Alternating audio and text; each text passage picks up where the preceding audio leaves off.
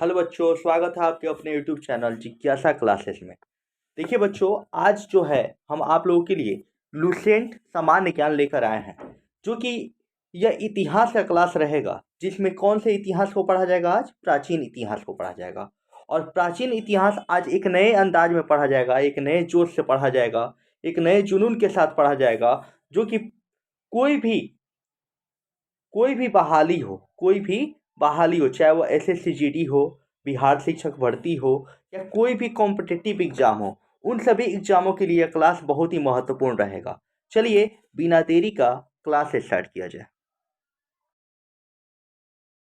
को पाने के लिए यदि हम तन मन और धन लगा देते हैं, लक्ष्य को पाने के लिए यदि हम तन मन और धन लगा देते हैं, तो सच कहता हूँ दोस्तों, कुंडली के सितारे भी अपनी जगह बदल देती है। कुंडली के सितारे भी अपनी जगह बदल देती है।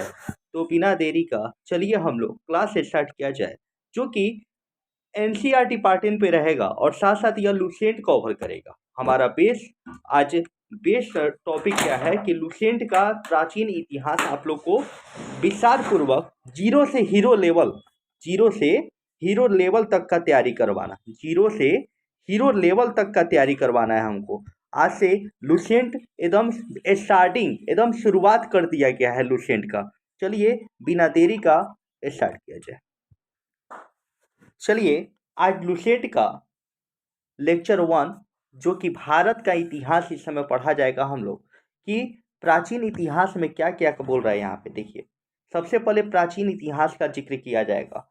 प्राचीन इतिहास में देखा जाएगा उत्तर में हिमालय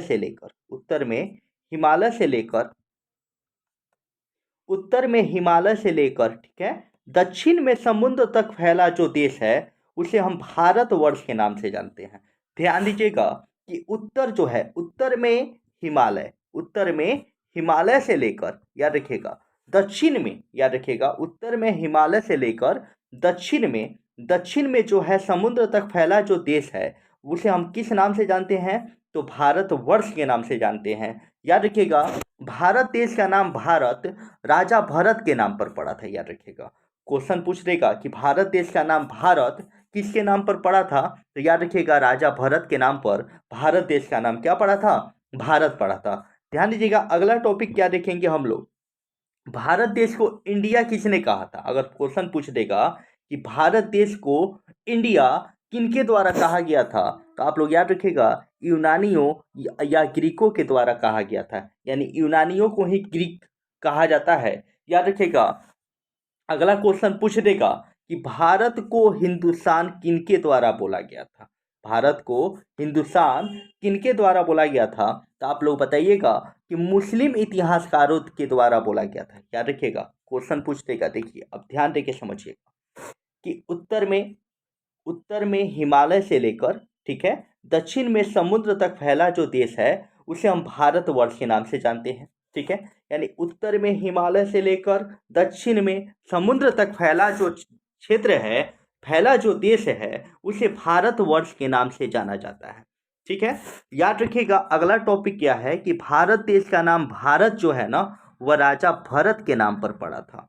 भारत देश का नाम भारत किनके नाम पर पड़ा था? राजा भरत के नाम पर पड़ा था। अगला टॉपिक हम लोग ध्यान देंगे क्या कि भारत देश को इंडिया किनके द्वारा बोला गया था, तो याद रखिएगा यूनानियों के द्वारा कहा गया था। याद रखिएगा किनके द्वारा कहा गया था? यूनानियों के द्वारा कहा गया था। क्या कहा गया था कि भारत देश को इंडिया जो है वह किनके द्वारा कहा गया था? यूनानियों के द्वारा कहा गया था।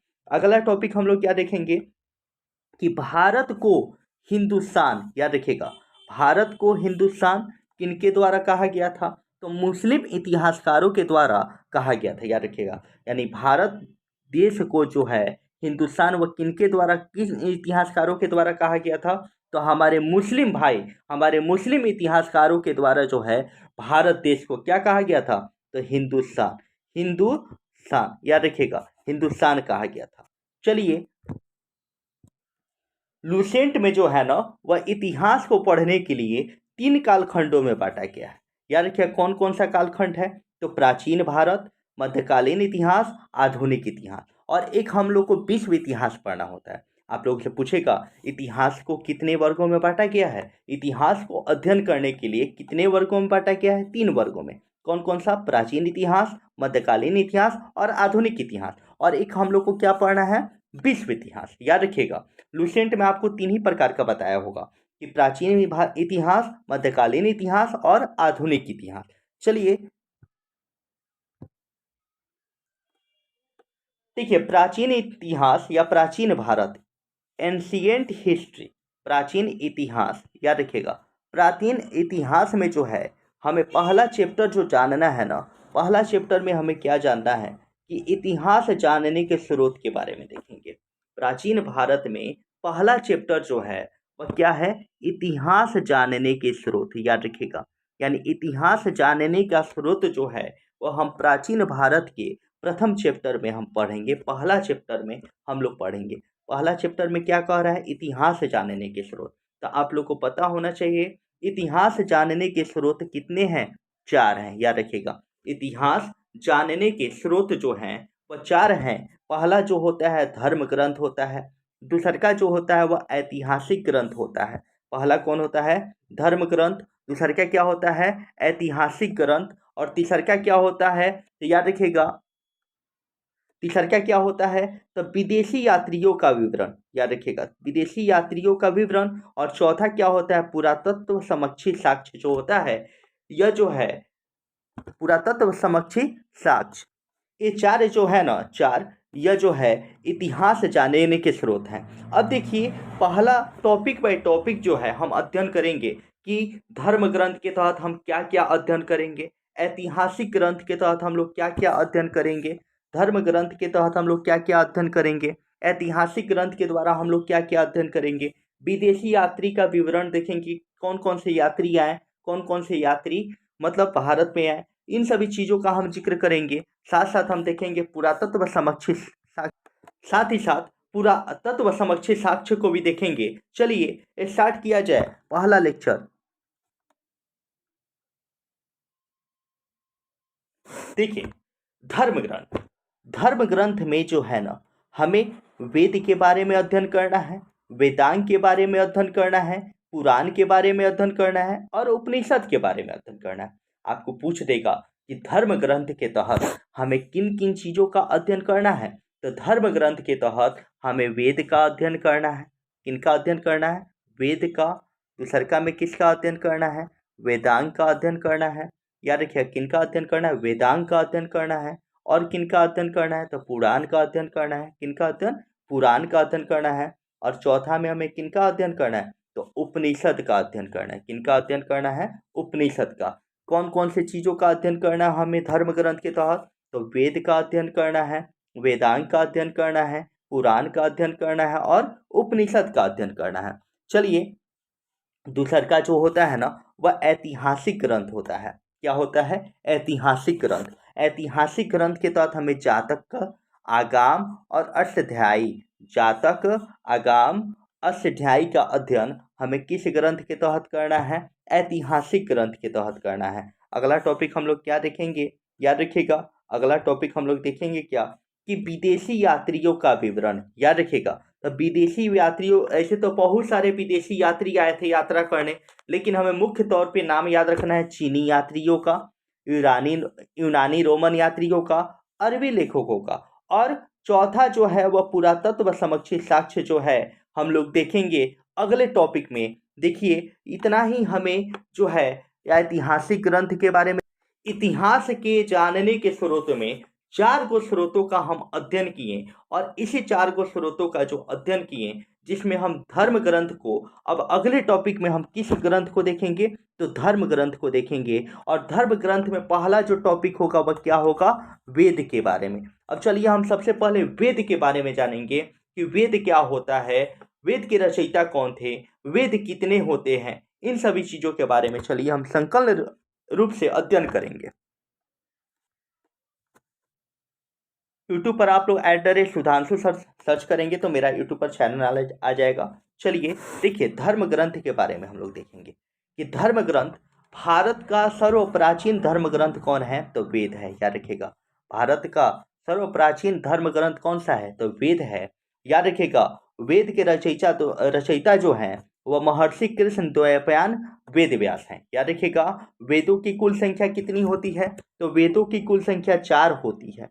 कितनी होती है? 4 होती है। अगर आपसे कोई क्वेश्चन पूछ दे वेदों की कुल संख्या कितनी होती है, वेदों की कुल संख्या कितनी होती है, तो 4 होती है। और कौन कौन से वेद होते हैं? तो वेद कौन कौन से होते हैं तो आप बताइएगा। ये वेद की संख्या 4 होती है। पहला वेद होता है वह ऋग्वेद होता है, दूसर का यजुर्वेद, तीसर का सामवेद, चौथा अथर्ववेद। याद रखिएगा। अब वेद के साथ साथ आपको तो पता चल गया वेद कितने होते हैं। वेद 4 होते हैं। कौन कौन सा? तो ऋग्वेद, यजुर्वेद, सामवेद और अथर्ववेद। कौन कौन सा वेद? ऋग्वेद, यजुर्वेद, सामवेद, अथर्ववेद। ऋग्वेद, यजुर्वेद, सामवेद, अथर्ववेद। वेदों की कुल संख्या 4। वेदों की कुल संख्या 4। कौन कौन सा? तो ऋग्वेद, कौन कौन सा जी? तो ऋग्वेद, यजुर्वेद, सामवेद और अथर्ववेद। याद रखिएगा, अथर्ववेद। याद रखिएगा, आपको तो अब पता चल गया कि वेद 4 होते हैं और इन वेदों का उपवेद भी होता है। इन वेदों का क्या होता है? उपवेद भी होता है। चलिए इनके बारे में जान लें। हम अभी आप लोग को वेद के बारे में पढ़ा दिए। वेदों की कुल संख्या 4। वेदों की कुल संख्या 4। ऋग्वेद, यजुर्वेद, सामवेद, अथर्ववेद। वेदों की कुल संख्या 4। कौन कौन सा? ऋग्वेद, यजुर्वेद, सामवेद, अथर्ववेद।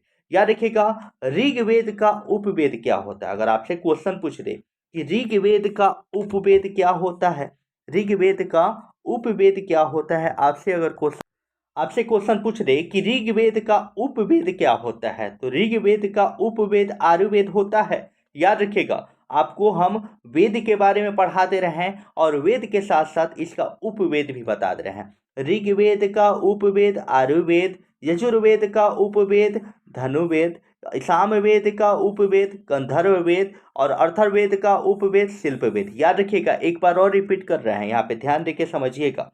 आप लोग को यहाँ पर विशेष तौर पे लुसेंट का टॉपिक बाय टॉपिक आप लोग का अध्ययन करवाया जाएगा। यहाँ पे देखिए क्वेश्चन क्या कह रहा है। अगर पूछ देगा ऋग्वेद का उपवेद क्या होता है, आयुर्वेद होता है। यजुर्वेद का उपवेद क्या होता है, धनुर्वेद होता है। सामवेद का उपवेद क्या होता है, तो गंधर्व वेद होता है। अथर्ववेद का उपवेद क्या होता है, तो शिल्पवेद होता है। ध्यान दीजिएगा, सबसे प्राचीनतम धर्म ग्रंथ, सबसे प्राचीन धर्म ग्रंथ कौन है? तो वेद है। वेदों की कुल संख्या, वेदों की कुल संख्या कितनी? तो वेदों की कुल संख्या 4। कौन कौन सा? तो ऋग्वेद, यजुर्वेद, सामवेद, अथर्ववेद। ऋग्वेद का उपवेद आयुर्वेद होता है, यजुर्वेद का उपवेद धनुर्वेद होता है, सामवेद का उपवेद गंधर्व वेद होता है, अथर्ववेद का उपवेद शिल्पवेद होता है। चलिए आगे बढ़ा जाए।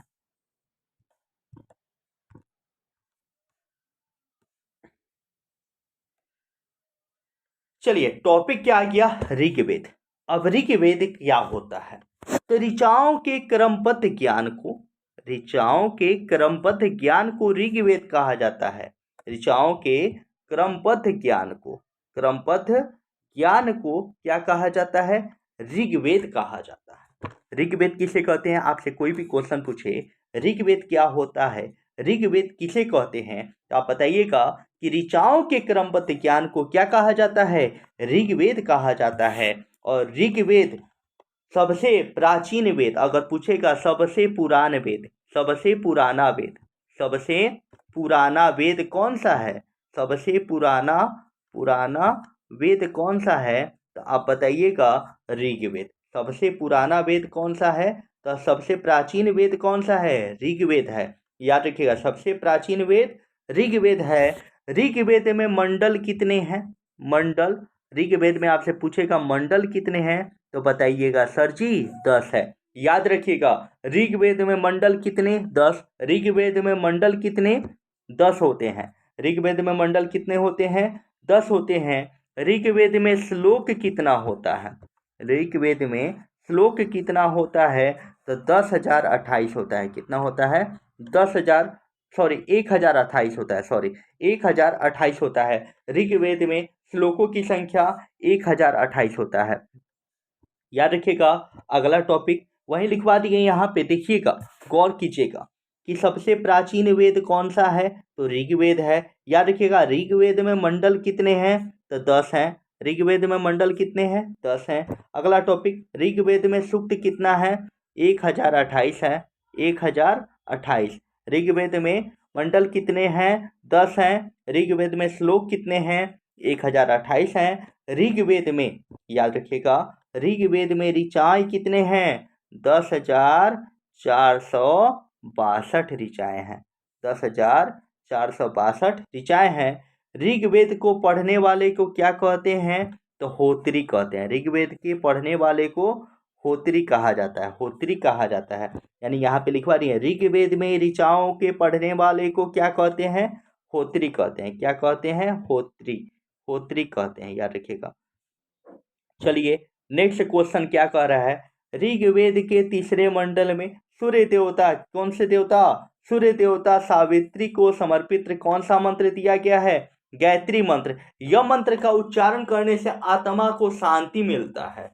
याद रखिएगा यह मंत्र कौन सा है, ओम भूर्भुवः स्वः तत्सवितुर्वरेण्यं भर्गो देवस्य धीमहि धियो यो न प्रचोदयात्। याद रखिएगा ऋग्वेद के, याद रखिएगा ऋग्वेद के तीसरे मंडल में सूर्य देवता सावित्री को समर्पित कौन सा मंत्र दिया गया है, गायत्री मंत्र दिया गया है। और इसके उच्चारण से दिल दिमाग सब शांति हो जाता है। गायत्री मंत्र का उल्लेख, याद रखिएगा अभी न बताया है कि ऋग्वेद के तीसरे मंडल में सूर्य देवता सावित्री को समर्पित गायत्री मंत्र दिया गया है।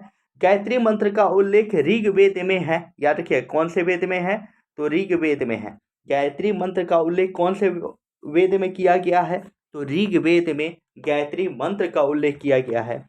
ऋग्वेद के 9वें मंडल में सोम देवता का उल्लेख है। ऋग्वेद में हाथ से लिखी हुई रचनाओं को खिल कहा जाता है। ऋग्वेद में हाथ से लिखी हुई रचनाओं को क्या कहा जाता है, तो खिल कहा जाता है। ऋग्वेद के 10वें मंडल में वर्ण व्यवस्था का उल्लेख किया गया है। वर्ण कौन कौन है, तो वर्ण ब्राह्मण, क्षत्रिय, वैश्य और शूद्र। वर्ण कौन कौन सा, पुरुष सूक्त कौन कौन सा, ब्राह्मण,